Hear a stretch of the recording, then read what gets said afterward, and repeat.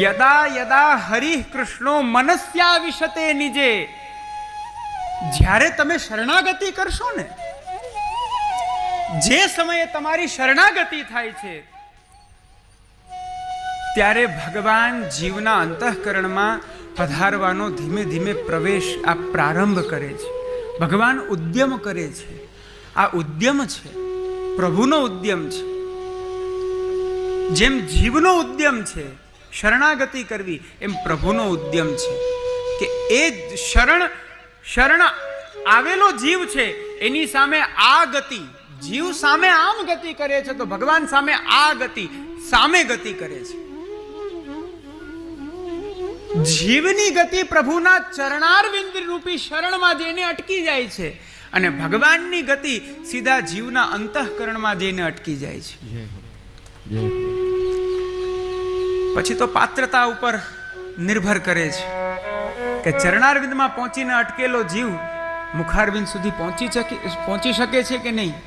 પણ ભગવાન સ્વતંત્ર છે.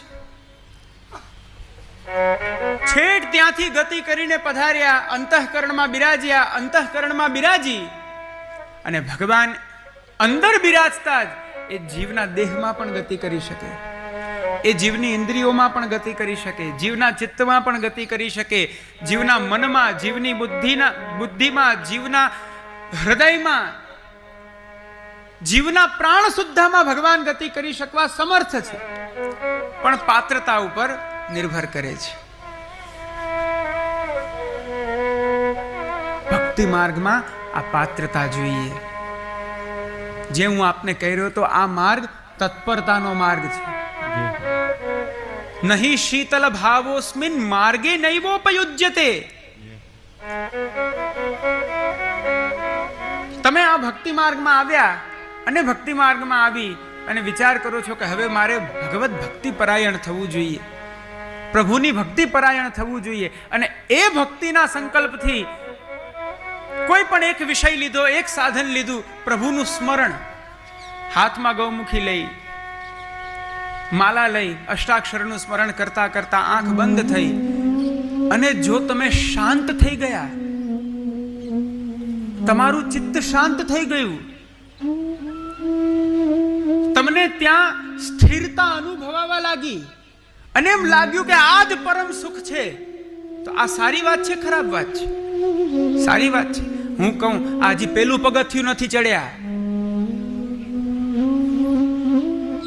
એ નામસ્મરણ થતા જે શાંત ભાવ છે એ શાંત ભાવમાં તાપાત્મિકા ભક્તિ પ્રકટ થવી જોઈએ.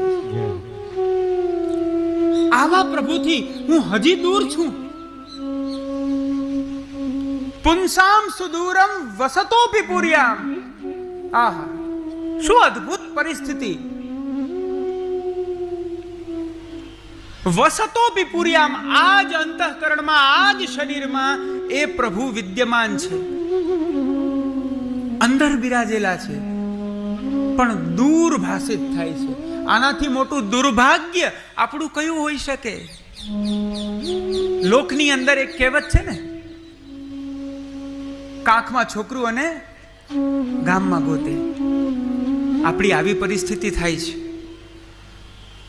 પુંસામ સુદૂરમ વસતોપી પુર્યામ, આ પુરીમાં, આ શરીરમાં જે પ્રભુ અંતર્યામી સ્વરૂપે અંતઃકરણમાં બિરાજી રહ્યા છે, છતાં પણ જીવ એને શોધે છે, એમને ગોતે છે અને માને છે કે હું એમનાથી દૂર છું. આ ભક્તિ માર્ગમાં શીતલતા એ યોગ્ય નથી. માર્ગે નૈવોપયુજ્યતે. શીતલ ભાવ, શાંત ભાવ આ ભક્તિ માર્ગમાં નથી ચાલતો. આ ભક્તિ માર્ગમાં તો તાપાત્મિકા ભક્તિ હોવી જોઈએ, તાપાત્મક ભાવ હોવો જોઈએ. હે પ્રભુ, હું ક્યારે આપની પ્રાપ્તિ કરીશ? હે પ્રભુ, આ નેત્ર મેં એટલે ધારણ કર્યા છે કે હું આપના દર્શન ક્યારે કરું? હે પ્રભુ, આ કર્ણ મને એટલા માટે પ્રાપ્ત થયા છે કે હું ક્યારે આપના ચરિત્રોને સાંભળું.